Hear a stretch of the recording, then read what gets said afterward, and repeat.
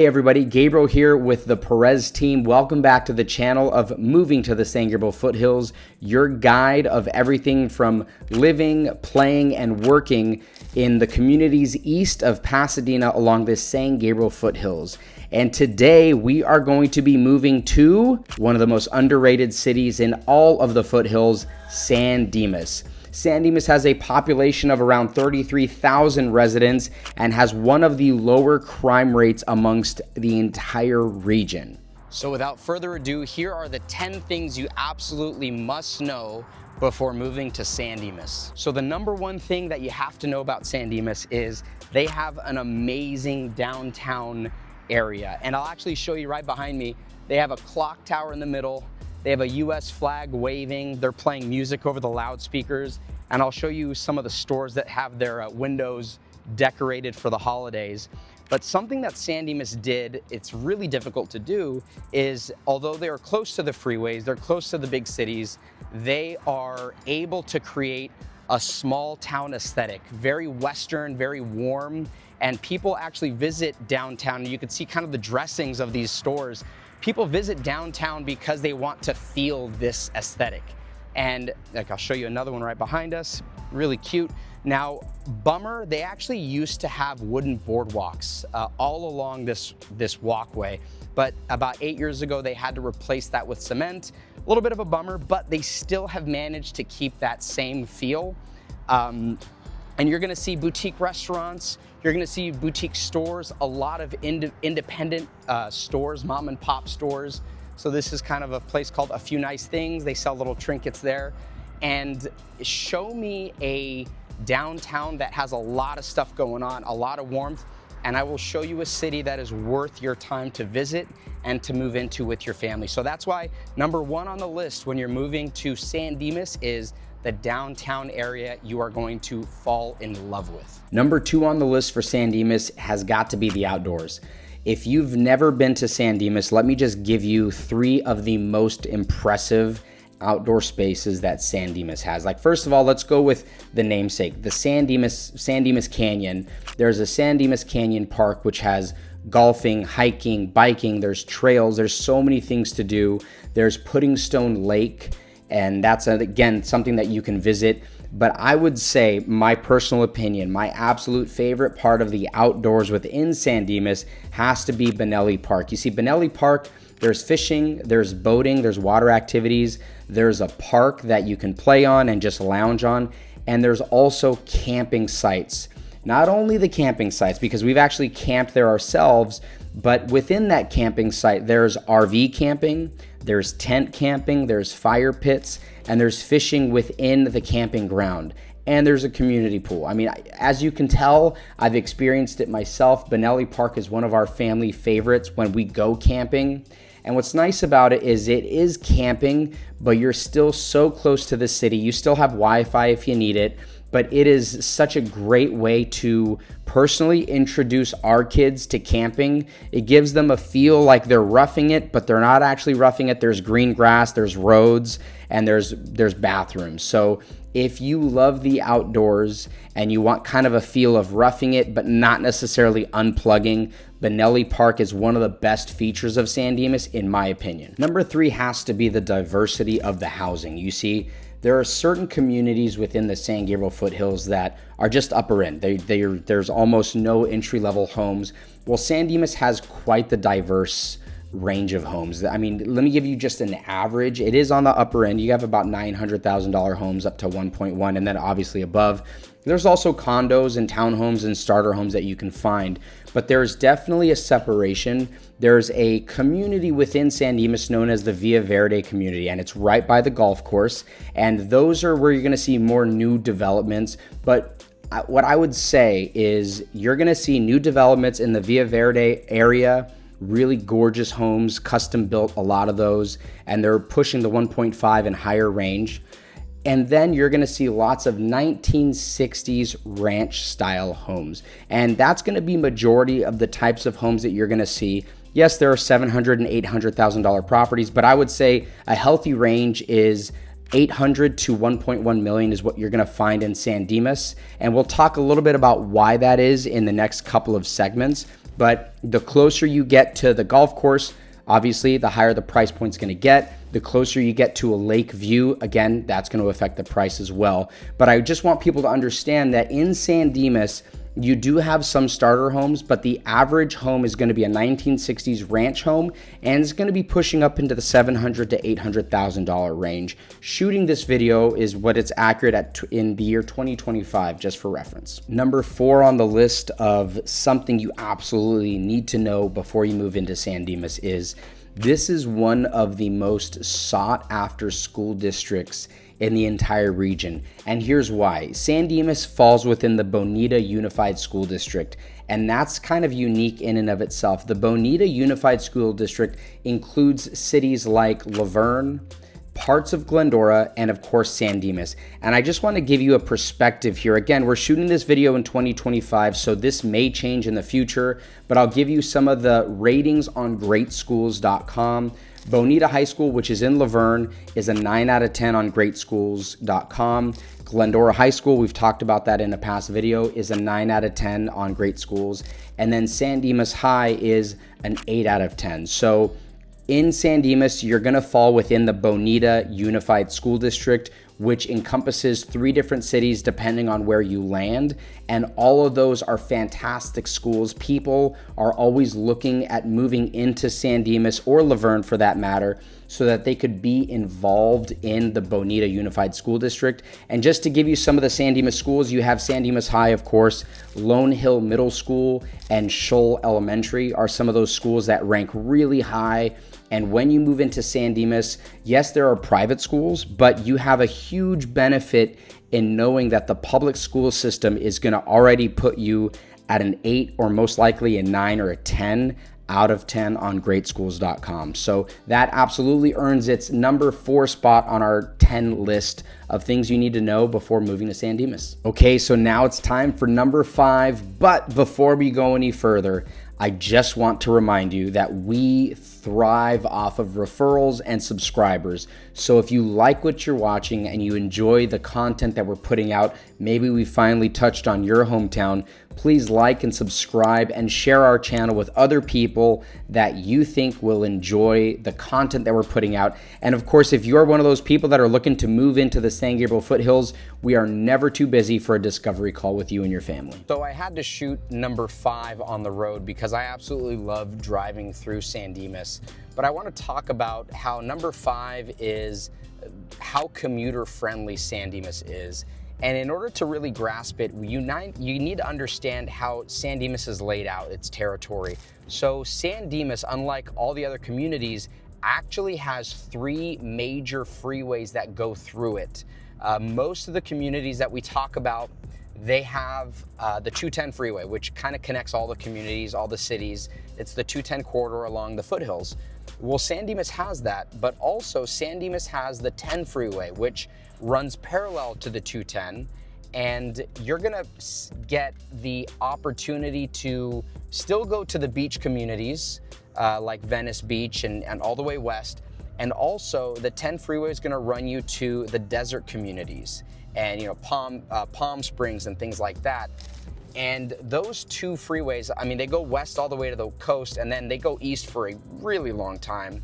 And then on top of that, San Dimas also has the 57, which runs north-south, and it kind of cuts through the heart of San Dimas. So you have accessibility any direction you want to go. And the 57 freeway, I mean, that's the freeway that's going to take you south to where it connects to the 5, and you can go down to San Diego. It's going to be the freeway that runs you through Anaheim, which is where, you know, the Angels play, the Honda Center, Disneyland. It's going to give you in the direction of Knott's Berry Farm.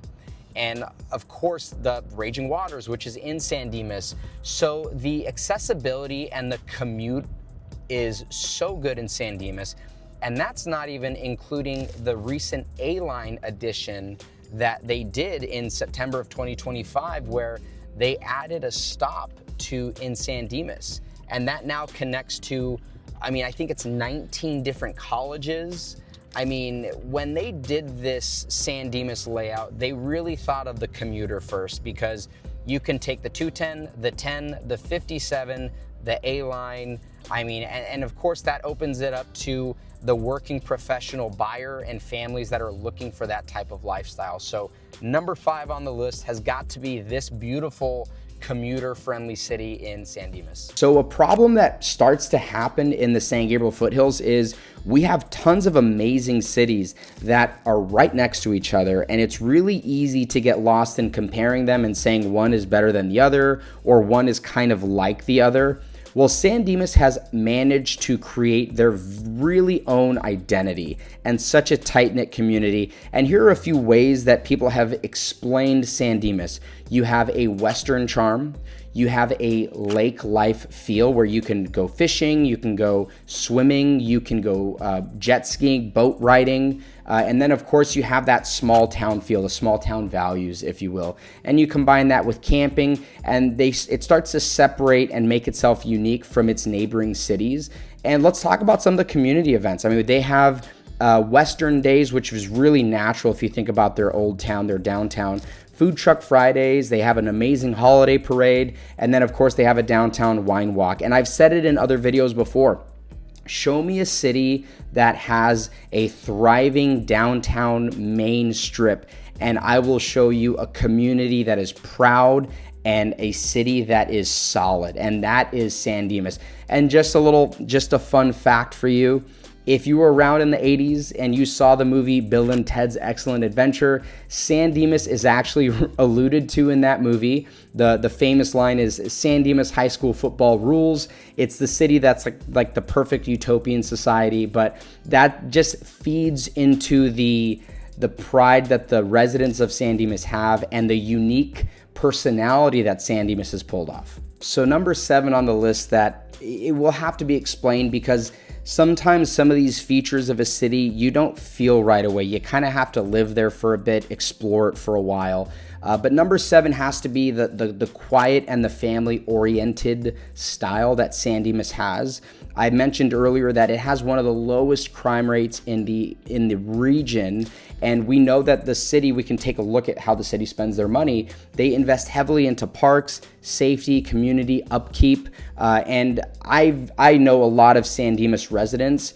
You are going to be hard-pressed to find somebody that has left San Dimas or somebody that regrets moving into San Dimas. A lot of times you're going to meet people that were born and raised and their roots are in San Dimas, and they are diehard San Dimas residents. They love everything about it, which means that they reinvest into their own community. It's the type of community where you're going to see kids riding bikes, scooters, people are walking their dogs.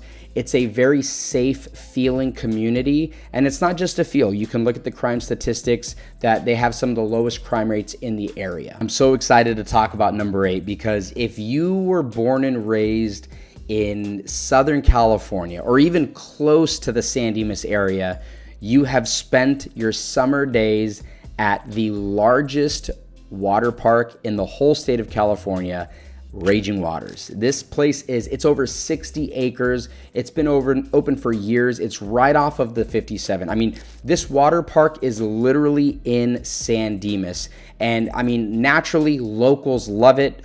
Even if you're not local to San Dimas, if you just traveled from San Diego even, you know about Raging Waters. But it's also a tourist attraction. People love it. It's safe. It's self-contained. If you've never been and you're thinking about moving to San Dimas, consider it a cherry on top. It's really accessible. It's right off the 57 freeway.